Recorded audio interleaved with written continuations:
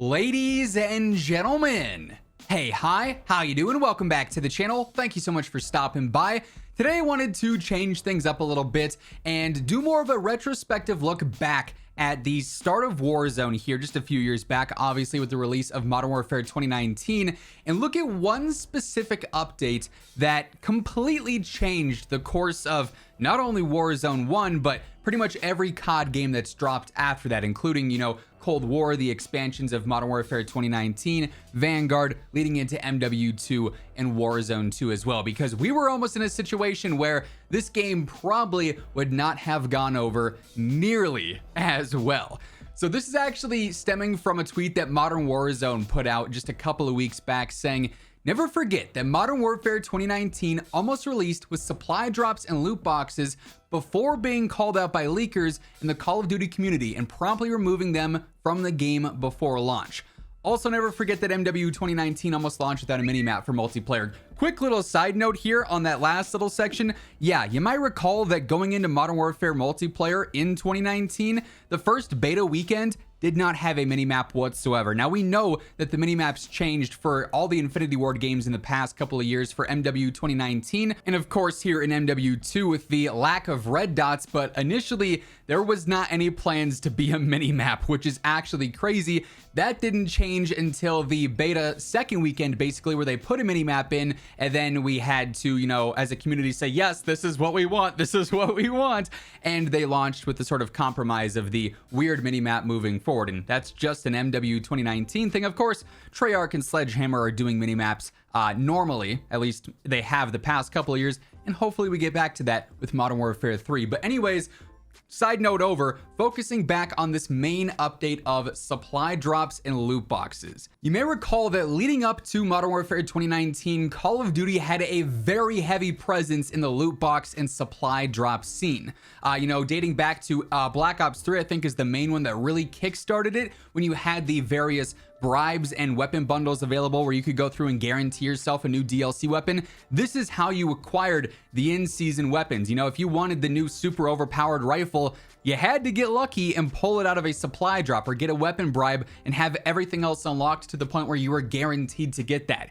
It's not like now where you're guaranteed to get that free overpowered rifle as soon as you get to that sector in the battle pass or as soon as you extract with it in DMZ. It was a very, very rough system back in the day. And we were just coming out of the Black Ops 4 era, sort of, and that was one of the most egregious and just downright bad supply drop systems up until the very, very end of the game, where they decided to update the black market stuff and make it a little bit more welcoming. But for the majority of the year, man, the supply drops, the new weapons, that stuff was not ideal whatsoever. And then we get into the upcoming months leading up to Modern Warfare 2019, basically summer of 2019, where we got some very interesting situations because of some leaks. Sort of an unprecedented situation, one that, like I said at the start of the video, drastically altered the course probably for Modern Warfare 2019, Warzone 1, and everything that has come after that.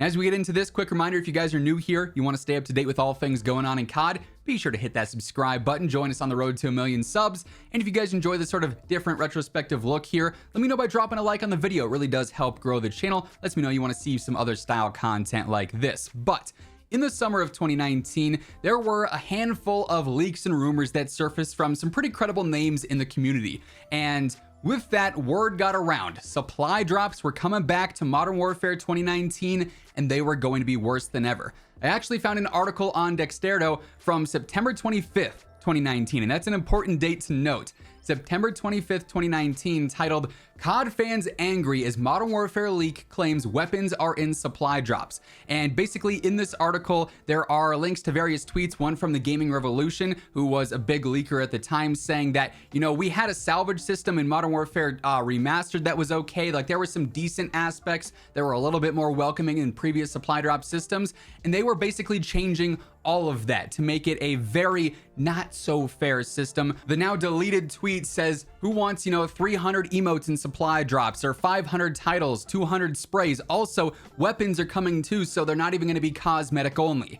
And that sent the community into a spiral. We were used to seeing a bunch of just crap loaded up in the supply drops. You'd be getting duplicates on duplicates on duplicates, useless stuff largely cosmetic based. And then, the weapons obviously were the big draw there, but there was a lot of talk of them getting rid of that and going cosmetic only. And then when this news came out and all these leaks and rumors surfaced saying, nope, they're adding in weapons to supply drops again and filling it just full of just this useless stuff that nobody really cares about, that's when everyone was up in arms about this.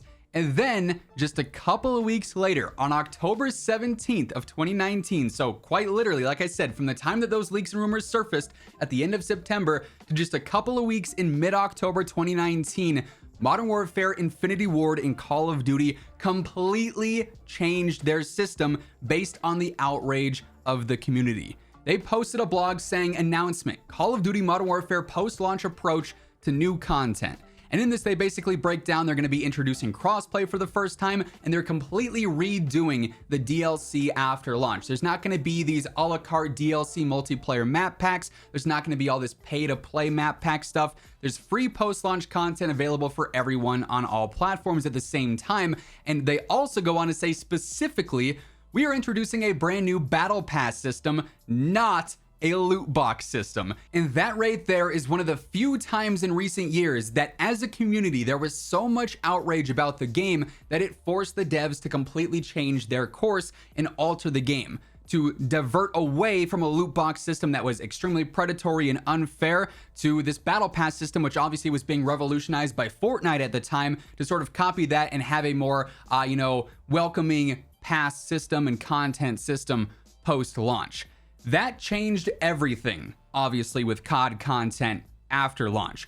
We went from having years of brutal supply boxes and having to go for these bribes and weapon contracts and everything like that to a system now that is decent. I mean, obviously their main focus for the monetization is the store bundles, where they overprice the heck out of those and include some pay to win stuff for DMZ. And I'm not a big fan of the store whatsoever. There's some cool bundles from time to time, but like I said, they're all overpriced. And previously, for all these recent years, none of that stuff would ever transfer over into the next premium title. Obviously with the MW3, that's going to be different. So there's at least a little more value to them now. I still think they're not really all that worth it in most cases, but that's where it lies now in terms of the kind of rough monetization. Whereas the Battle Pass, despite Black Sale now being a $30 must-have real life money to pay for that stuff, it's a lot more forgiving and a lot more welcoming than the previous systems that were in place.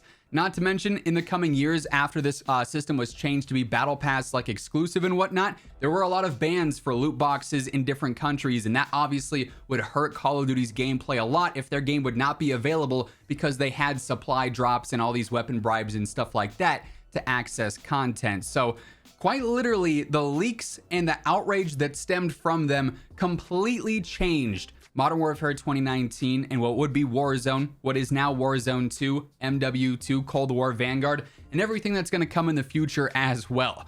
We really don't ever see a reaction like this from COD these days. Obviously, there's been a lot of complaints about Warzone gameplay, about certain dynamics in MW2 with the minimap or the TTK or the movement or whatever else, and we see things evolve over the course of seasons. They'll slightly buff this there or slightly change this there, but we never see a reaction that completely changes the game from the dev side in weeks because of something. This was an unprecedented event in Call of Duty history, and one that, like I said, really changed things for the course of what is now the peak of Call of Duty in its franchise's history. So definitely a different style video from what I used to do, but honestly, I thought it was kind of cool when Doug tweeted that out on the Modern Warzone account. I was like, man, that actually had a huge butterfly effect on everything that we've been playing for the past couple of years.